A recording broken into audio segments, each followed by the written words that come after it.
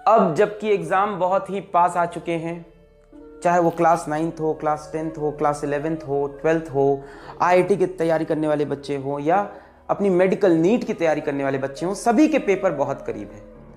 और ऐसे समय में हमको एक तरह का मेल, एक तरह का मैसेज या कमेंट सेक्शन में एक कमेंट बहुत मिलता है कि सर आप मेरे को कोई ऐसा मोटिवेशन दो, मेरे को कोई ऐसा प्लान दो जिससे मैं दिन में 8-8 घंटे, 10-10 घंटे पढ़ाई कर सकूं। तो प्यारे बच्चों, आपको सबसे पहले यह बात समझनी बहुत जरूरी है कि 10 घंटा पढ़ाई करना और 10 घंटा इफेक्टिवली पढ़ाई करना, दोनों में एक बहुत बड़ा डिफरेंस है। आज के वीडियो में हम आपसे इसी बारे में पूरी बात करेंगे कि किस तरह से आप 8 घंटे, 10 घंटे या बढ़िया पढ़ाई कर सकते हो अपने रिमेनिंग 1 से 2 महीने में। बच्चों, इस एग्जाम को, इस कंपटीशन को क्रैक करने के लिए सबसे इंपॉर्टेंट चीज क्या चाहिए?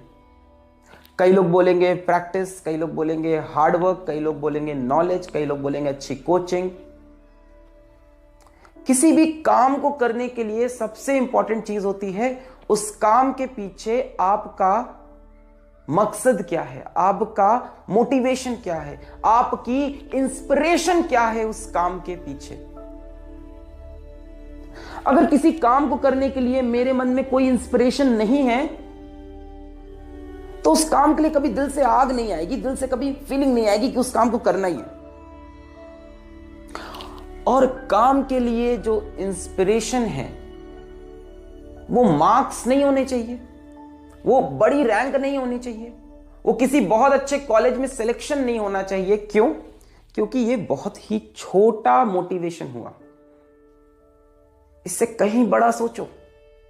ये सोचो कि तुम्हें देश के लिए क्या करना है, ये सोचो तुम्हें सोसाइटी के लिए क्या करना है, ये सोचो तुम्हें वो जो अंडर प्रिविलेज्ड लोग हैं, जो परेशानी में हैं, उनकी तुम कैसे जिंदगी में मदद कर सकते हो। ये एक बड़ा एम तुम्हारे दिमाग में हमेशा होना चाहिए और यही तुम्हारा मोटिवेशन होना चाहिए यहां से अपनी एग्जाम की तैयारी करने का।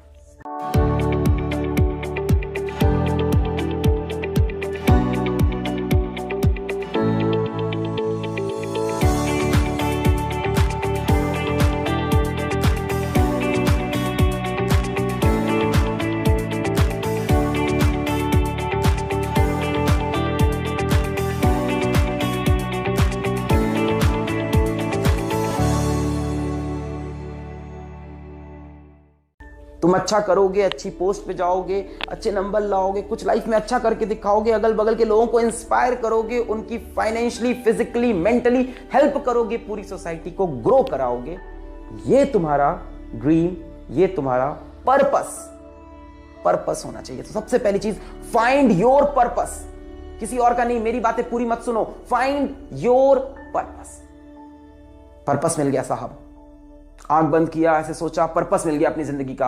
अब आई है बात कि ट्रैक पे कैसे आना है। सर, जिंदगी बहुत ट्रैक से छूट चुकी है, एग्जाम बहुत क्लोज है, कैसे ट्रैक पे आना है? अब यहां से मैं आपको सिर्फ 5 स्टेप्स बताऊंगा, एकदम दिल पे हाथ रख के उसको सच्चाई से फॉलो करना। स्टार्ट करते हैं। सर्वप्रथम और सबसे पहली चीज है किसी भी काम के लिए उस काम की प्लानिंग। और प्लानिंग का रिलेशन है टाइम मैनेजमेंट से। अब ऐसा भी मत करना कि 1 महीने का प्लान पूरा बना लिया। 1 महीने का बनाओ तो थोड़ा सा रफ प्लान बनाओ। रोज का प्लान रोज बनाओ। रोज सुबह उठो, आज का प्लान बनाओ और उसको एग्जीक्यूट करना है साहब। और उसमें टाइम मैनेजमेंट होना चाहिए। वो प्लान फर्जी नहीं होना चाहिए, टाइम मैनेजमेंट होना चाहिए कि 2 घंटे में ये चीज खत्म हो सकती है कि नहीं, प्रैक्टिकल होना चाहिए। रोज सुबह उठ के, और रोज प्लान बनाने का फायदा क्या है और महीने भर का प्लान ना बनाने का फायदा क्या है? हर दिन मुझको अपने पिछले दिन से ज्यादा काम करना है। करना है तो करना है तो करना है तो करना है। मेरे ऊपर किसी ने रिस्ट्रिक्शन नहीं लगाई है कि मैं इससे ज्यादा नहीं कर सकता। जब महीने का प्लान बनाते हैं लगता है टारगेट अचीव हो गया, खत्म, आज के दिन का काम खत्म। नहीं, कल अगर मैंने इतना काम किया है तो आज इतना काम करूंगा, कल अगर मैंने 6 चैप्टर कंप्लीट किए हैं तो 8 चैप्टर करूंगा। अब कई लोग कहेंगे sir number of chapter matter नहीं करते, नंबर ऑफ आवर्स मैटर नहीं करते। तुम्हारे दिल में सच्चाई है वो समझ लेना। तुम्हें पता रहेगा मैंने कल ज्यादा मेहनत की आज ज्यादा मेहनत की, मैंने कल ज्यादा चीज अचीव की आज ज्यादा अचीव की। और अगर आज ज्यादा अचीव की है तो कल सुबह ये प्लान होना चाहिए कि आज कल से भी ज्यादा अचीव करना है। दिल से दिल से दिल से फॉलो करना है। तो प्लान और टाइम मैनेजमेंट पर डे का हो और हर डे एक चीज दिमाग में हो कि कल से बेटर आज करना है। ये तो हुई प्लानिंग की बात, रोज की प्लानिंग करेंगे। एक वेग आइडिया होना चाहिए, एक जनरल आइडिया होना चाहिए पूरे महीने का भी कि कैसे पूरा सब फिनिश करेंगे।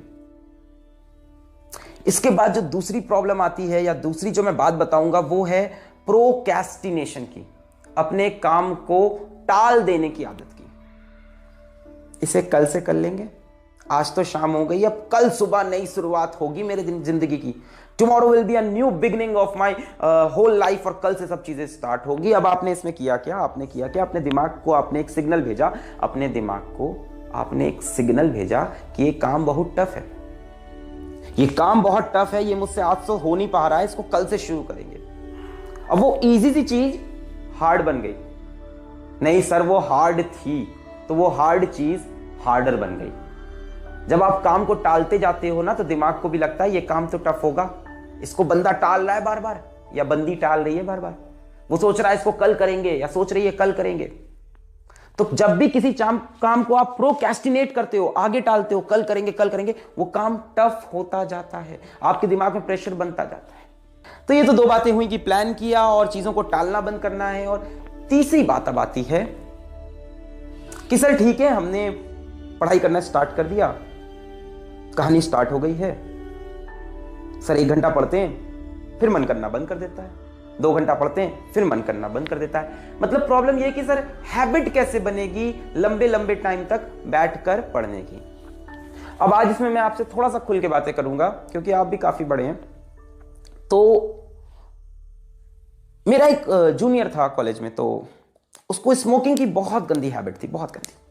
तो मैंने उससे पूछा कि ये हैबिट स्मोकिंग की कैसे लग गई यार, तुम कैसे एक दिन में इतनी इतनी सिगरेट्स कैसे पी रहे हो, है ना, कैसे चल रहा है ये। तो उसने बोला कि सर एक बार एक दोस्त ने पिलाई थी, फिर मैंने एक बार कहा चलो खुद से ट्राई करते हैं, फिर एक दिन मैंने कहा सोचा आज चलो 2 पीते हैं, फिर एक दिन मैंने सोचा चलो आज 3 पीते हैं, और करते करते करते सर हैबिट बन गई। तो सिगरेट नहीं पीना है ये तो सोल्यूशन नहीं, मैं आपको ये सिखा रहा हूं कि किसी भी चीज की हैबिट करते करते लगती है। आप सोचोगे मैं कल सुबह उठूंगा 8 घंटा पढ़ लूंगा, कल खूब ज्यादा तैयारी नहीं होगा। अगर तुम कल स्टार्ट करोगे ना तो कल तुम हो सकता हो 3 घंटा पढ़ो, अगले दिन 3.5। मैंने बोला ना रोज पिछले दिन से बेटर। तो हैबिट किसी भी चीज की एक दिन में नहीं पड़ती, और अगर नहीं पड़ रही है हैबिट तो टेंशन नहीं लेना है, दिमाग को याद दिलाना है कि एक दिन में हैबिट नहीं पड़ती। अब जैसे अभी पबजी का गेम आया था तो उसमें कई बच्चे डिप्रेशन में थे कि मैं पबजी बहुत ज्यादा एडिक्ट हो गया हूं। मैंने पूछा कैसे एडिक्ट हुए, कहते सर पहली बार ट्राई करने के लिए खेला, सब लोग ने बोला बहुत अच्छा गेम है, फिर दूसरी बार खेला, फिर एक दिन रात भर खेल लिया, फिर आदत पड़ गई। एक दिन में किसी की आदत नहीं पड़ी, सबने धीमे धीमे धीमे धीमे धीमे धीमे डेवलप की आदत। तो हैबिट हमेशा डेवलप करनी पड़ती है। तो आपको ये लंबे लंबे टाइम इंटरवल तक पढ़ाई करना, खूब ढेर सारे समय तक पढ़ाई करते रहने की हैबिट को डेवलप करना पड़ेगा, और उसके लिए ईच डे विल मैटर।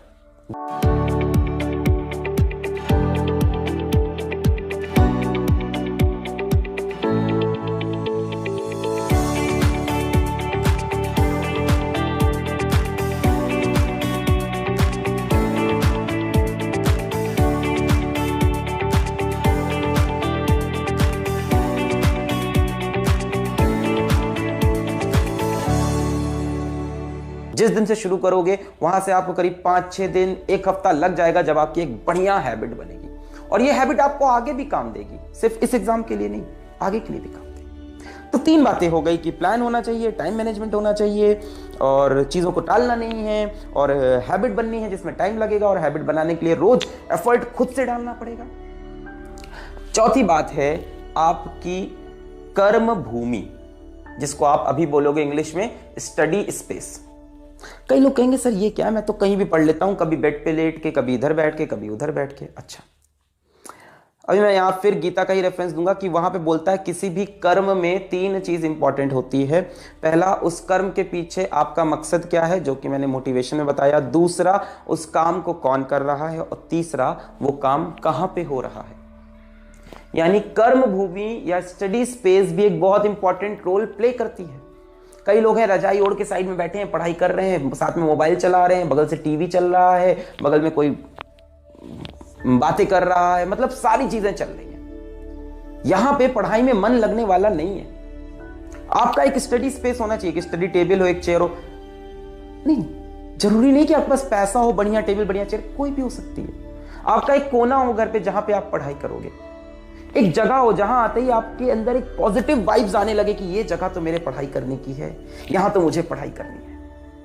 कई बार होता है उस जगह पे हम बैठे बैठे बोर हो जाते हैं, तो ठीक है, अपनी एक ऑल्टरनेट जगह भी डिसाइड रखो कि यहां बैठ के पढ़ लेंगे। कई बच्चे कहेंगे सर नहीं, हमको तो आदत है सॉफ्ट म्यूजिक सुन के पढ़ते हैं, तो पढ़ो, उसको मना नहीं कर रहा मैं, पढ़ो। आपको सॉफ्ट म्यूजिक सुन के न्यूमेरिकल्स करने की आदत पड़ी हुई है तो वो चीज करो, पर अपना स्टडी स्पेस फिक्स करो, बहुत इंप्रूवमेंट होगा। ये तो मैंने अपने ऊपर लगा के देखा। अपना वर्क स्पेस जिस दिन आप फिक्स कर लोगे, बहुत इंप्रूव। अब सोचो मैं तुम्हें एक दिन यहां बोर्ड टांग के पढ़ा दूं, एक दिन मैं तुम्हें कहीं और बोर्ड टांग के पढ़ा दूं, एक दिन मैं अपनी शक्ल ना दिखाऊं, जमीन पे बोर्ड रख के पढ़ा दूं, तुम्हें भी लगेगा क्या चल रहा है, माइंड पे गलत इंपैक्ट जाने लगेगा। ठीक है, मतलब आपकी नीयत तो साफ थी पर आपने जगह अच्छी चूज नहीं की।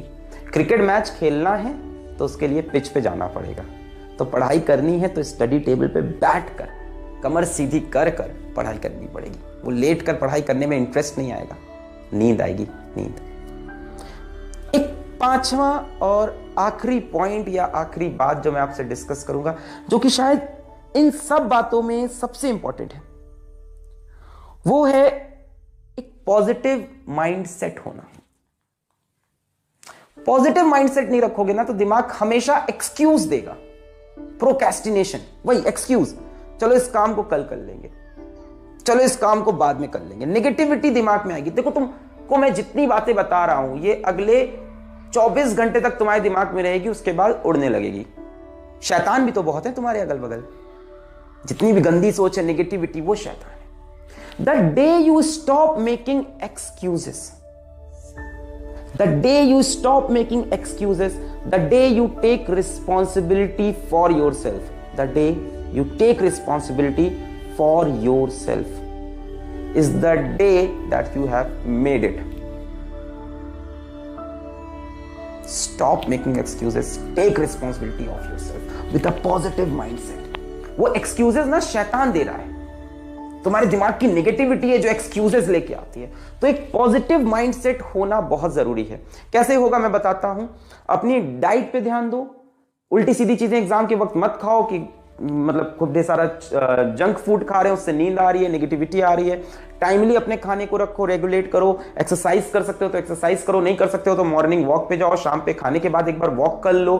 मतलब अपने आप को फिजिकली भी फिट रखोगे तभी मेंटली फिट रहोगे। पॉजिटिविटी इन्हीं सब चीजों से आएगी, पर ये पॉजिटिव माइंडसेट रहना बहुत ज्यादा जरूरी है, बहुत ज्यादा। भाई हेल्थ इज वेल्थ, वरना जितनी चीजें ये सब कर रहे हो सब बेकार है।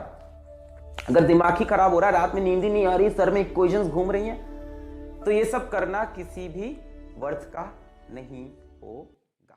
Keep up the confidence. Video को लाइक करें, सब्सक्राइब करें, शेयर करें और सब करें। पढ़ाई करते रहे। All the very best.